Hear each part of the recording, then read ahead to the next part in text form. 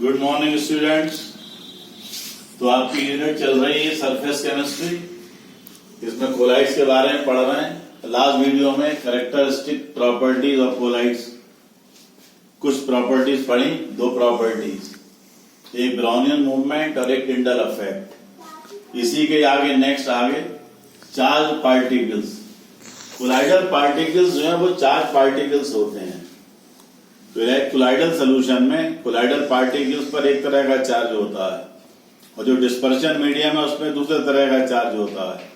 तो solution as a whole neutral है, लेकिन जो कोलाइडल पार्टिकल्स हैं उन पर चार्ज होता है। और एक कोलाइडल सोल्यूशन में सारे कोलाइडल पार्टिकल्स पर एक सा चार्ज होगा, या सब पर पॉजिटिव चार्ज या सब पर नेगेटिव चार्ज।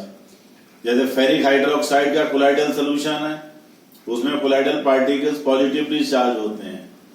आर्सेनिक सल्फाइड का, गोल्ड का, इसमें कोलाइडल पार्टिकल्स नेगेटिवली चार्ज होते हैं। तो वही बात यहाँ लिखी हुई है, तो दोबारा सुन लें। तो colloidal particles are charge particles. Colloidal particles have one type of charge, while dispersion medium has opposite charge. Hence, colloidal solution as a whole is neutral. In a colloidal solution, all the colloidal particles carry same charge. For example, in the colloidal solution of ferric hydroxide, all the colloidal particles carry positive charge. Similarly, in the colloidal solution of arsenic sulfide and gold, all the colloidal particles carry negative charge. Utility of charge, charge की utility है colloidal solution में। जब सारे colloidal particle पर same charge है तो same charge के कारण वो एक दूसरे को रिपेल करते हैं। रिपेल करने से वो दूर दूर रहते हैं, उनका एग्रीगेशन नहीं हो पाता, पास पास नहीं आ पाते।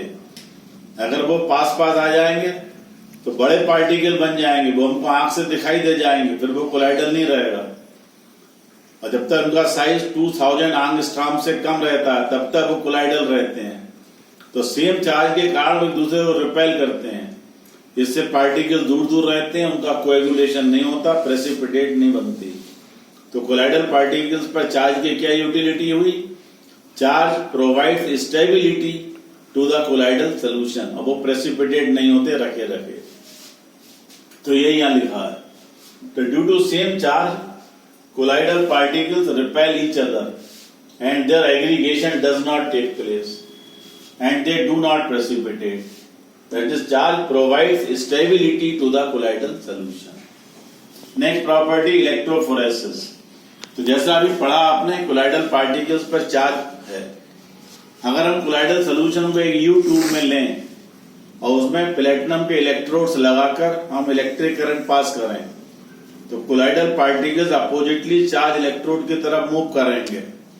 भाई ये जो मूवमेंट है, movement of colloidal particles under electric current toward oppositely charged electrode is known as electrophoresis.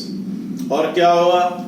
जब colloidal particles oppositely charged electrode पर पहुंचेंगे तो वहां पहुंचकर न्यूट्रल हो जाएंगे और फिर उनका रिपल्शन बंद, और फिर वो पास पास आ जाएंगे, एग्रीगेट, बड़े पार्टिकल बन जाएंगे, प्रेसिपिटेट हो जाएगी, उनकी कोएगुलेशन हो जाएगा उनका। तो उसी को सुने। So when colloidal solution is taken in a U tube and electric current passed using platinum electrodes, then colloidal particles move towards oppositely charged electrodes. This movement of colloidal particles towards oppositely charged electrode under the influence of electric current is known as electrophoresis. When colloidal particles reach at oppositely charged electrode, तो वो become neutral और उनका repulsion खत्म, aggregation takes place and they precipitate और coagulate.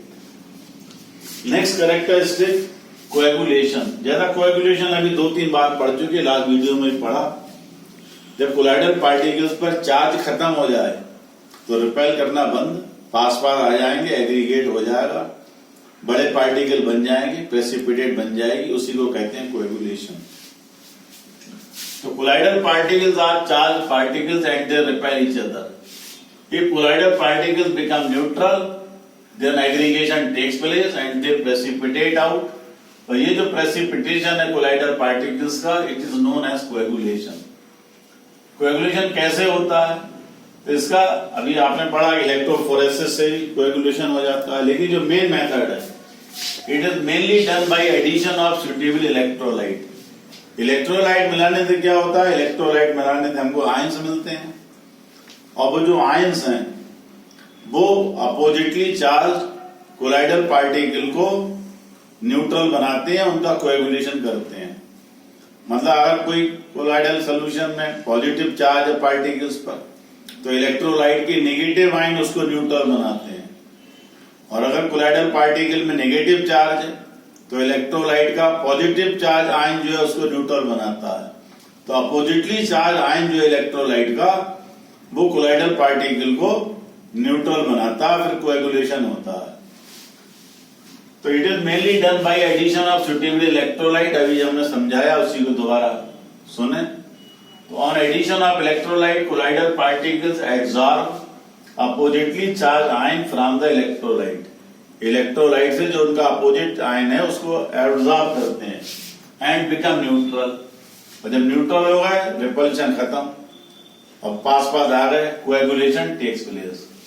तो for example coagulation of positively charge colloidal particle of ferric hydroxide can be done by any electrolyte giving positively charge particle हैं तो जो negative ion देगा, ऐसे electrolyte जो negative ion electrolyte से जो मिल रहे हैं chloride ion, sulphate ion, phosphate ion, ये नेगेटिव आयन जो है वो पॉजिटिवली चार्ज कोलाइडल पार्टिकल को न्यूट्रल बनाएंगे। इसी तरह से सिमिलरली कोएगुलेशन ऑफ जो नेगेटिवली चार्ज कोलाइडल पार्टिकल्स हैं, आर्सेनिक सल्फाइड का हुआ या गोल्ड का हुआ, उनका कोएगुलेशन होगा कोई भी इलेक्ट्रोलाइट जो सोडियम आयन दे रहा है, बेरियम आयन, एल्युमिनियम आयन, जो पॉजिटिव आयन है वो नेगेटिवली चार्ज कोलाइडल पार्टिकल को कोएगुलेट करते हैं।